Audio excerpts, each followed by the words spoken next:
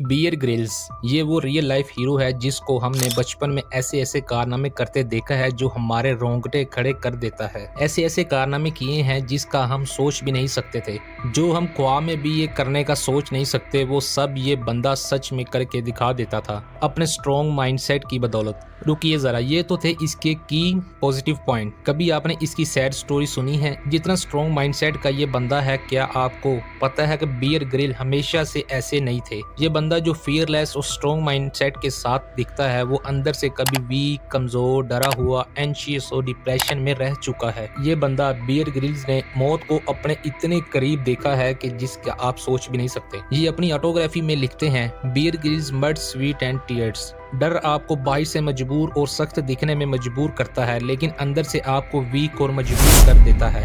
Bear Grylls को सबसे बड़ा खौफ था ऊंचाई का, जिसे एथ्रोफोबिया कहा जाता है। लेकिन बियर ग्रिल्स अपनी हर वीडियो के स्टार्ट में ऊंचाई से उतरते ही देखा जाता है, और Bear Grylls special duty SAS का पार्ट भी रह चुके हैं, जहां उन्हें पैराशूट का काफी एक्सपीरियंस था। वो कई बार प्लेन से छलांग लगा चुके हैं। 21 साल के बियर ग्रिल्स ने 1996 में ज़ाम्बिया के एक मिशन के दौरान 16,000 फीट की ऊंचाई से छलांग लगाई थी, लेकिन इस बार उनका पैराशूट नहीं खुला था।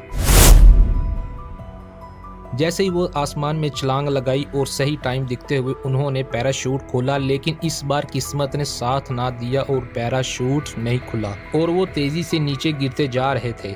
जब उन्होंने ऊपर की तरफ देखा तो उनको पता चला कि पैराशूट पूरी तरह नहीं खुला। फिर वो जल्दी जल्दी पैराशूट को खींचने लगे कि किसी तरह पैराशूट पूरी तरह खुल जाए, लेकिन जब किस्मत साथ ना हो फिर आप कुछ भी नहीं कर सकते। पैराशूट नहीं खुला, ऐसे ही नीचे दरख्तों से टकराए और फिर जमीन पर गिर गए, और फिर एक झटके से अंधेरा छा गया। वो जमीन पर अपनी पीठ के बल गिरे थे और गिरते ही उनको जबरदस्त सा दर्द महसूस हुआ। बुरा तो ये हुआ कि इतनी ऊंचाई से गिरने के बाद भी वो होश में थे। वो हिलजुल भी नहीं पा रहे थे, बस वही लेटे लेटे जोर जोर से रोने लगे थे। वो उस उम्मीद से थे कि उनके साथ वाले साथी आते ही होंगे और वो मुझे बचा लेंगे, और दर्द इतनी ज्यादा हो रही थी कि उनसे सांस तक नहीं लिया जा रहा था। वो कहते थे कि इस दर्द को बर्दाश्त करने से बेहतर था कि मैं मर ही जाता, मुझे मौत ही आ जाती, लेकिन मौत भी नहीं मिल रही थी। वो काफी देर तक वही दर्द में गिड़गिड़ाते रहे, मदद को पुकारते रहे, लेकिन फिर कुछ ही देर बाद उसके साथी आ गए और फिर उनको फौरन अफ्रीका के एक हॉस्पिटल में लेकर गए। उन्हें याद आया कि डॉक्टर ने उनके पीठ पर एक इंजेक्शन लगाया था और फिर आहिस्ता आहिस्ता उनका दर्द कम होने लगा। वो सोचने लगे कि वो ठीक हो रहे हैं। फिर वो उठने की कोशिश करने लगे। साथ ही डॉक्टर ने कहा कि अब आप चल नहीं सकते।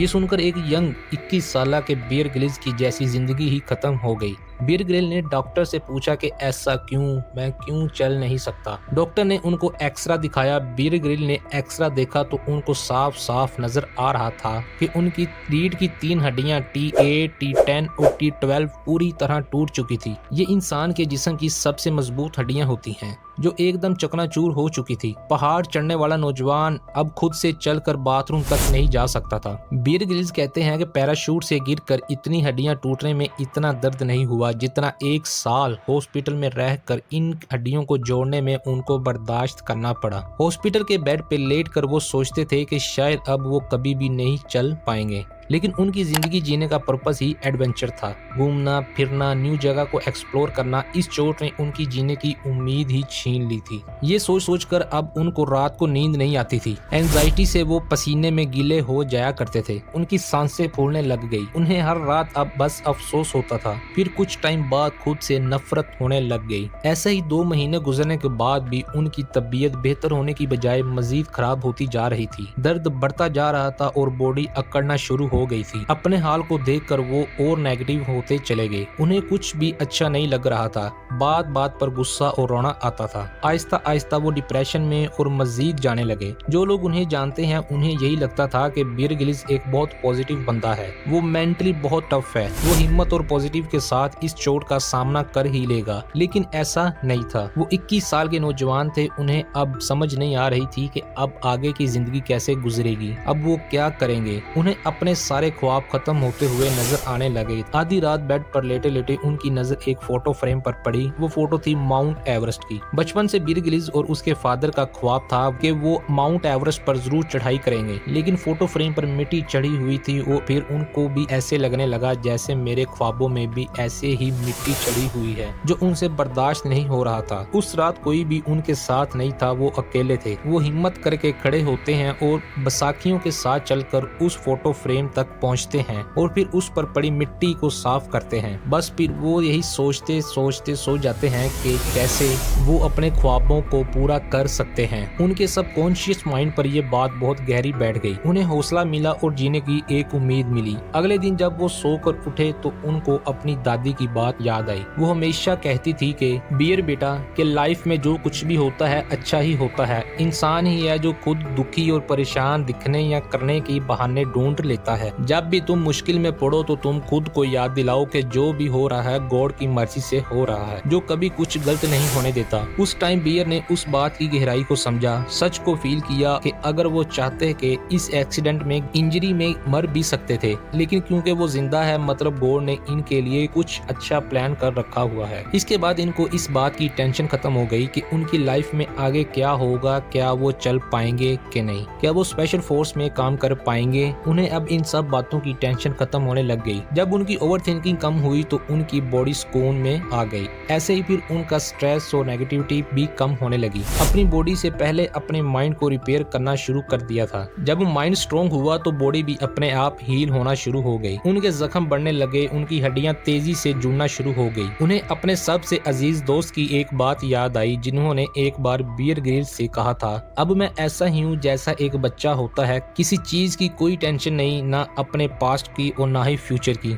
बस ग्रेटफुल हूँ तो सिर्फ अपने प्रेजेंट के लिए। बियर ग्रिल्स कहते हैं कि जिंदगी अक्सर हमें दूसरा मौका नहीं देती, लेकिन अगर ऐसा होता है तो बहुत ग्रेटफुल रहें। वो ग्रेटफुल थे अपनी लाइफ के लिए, अपनी टूटी हुई कमर के लिए, अपने ख्वाबों के लिए। उन्होंने जाकर उस माउंट एवरेस्ट की पिक्चर को हाथ में लिया और जोर से बोले, जैसे ही मैं ठीक हो जाऊंगा तो मैं माउंट एवरेस्ट की चोटी को छू के जरूर आऊंगा। उन्हें इतनी जल्दी वापस अपने पैरों पर खड़े होने के पीछे जो था वो था उनका एम, उनका गोल। उनके पास अब तक जीने का कोई रीजन नहीं था, वो चल नहीं सकते थे, लेकिन उन्होंने ये वादा कर लिया कि वो माउंट एवरेस्ट पर जाएंगे। जब वो अपने आसपास के लोगों को कहते थे कि जब मैं ठीक हो जाऊंगा तो मैं माउंट एवरेस्ट पर जाऊंगा, तो लोग इन पर हंसते और इग्नोर करते थे। अब उनको जल्द से जल्द ठीक होना था। अब उनको एक गोल मिल गया था जो माउंट एवरेस्ट पर जाना था। एक्सीडेंट के तीसरे महीने बाद दर्द कम होना शुरू हो गया। 8 महीने के बाद उन्हें हॉस्पिटल से डिस्चार्ज कर दिया गया। 1 साल में वो पूरी तरह ठीक हो गए, लेकिन डॉक्टर ने उनको मना किया था कि वो वापस स्पेशल फोर्स में ट्रेनिंग नहीं कर सकते। अब बियर ग्रिल्स के पास कोई जॉब नहीं थी और ना ही पैसा, और अपने ख्वाबों को पूरा करने के लिए उनको 25 लाख की जरूरत थी। जहां उन्होंने माउंट एवरेस्ट चढ़ने की ट्रेनिंग और इक्विपमेंट खरीदने थे, उसके लिए उन्होंने 250 यानी 250 कंपनी को प्रमोशनल प्रपोजल किए, लेकिन सारी कंपनी से वो रिजेक्ट हो गए। 250 बार रिजेक्शन फेस करने के बाद भी वो नहीं रुके। बहुत लोगों के दरवाजे खटखटाए, लेकिन हर बार इनकार ही मिला। ऐसे फिर एक SSAF,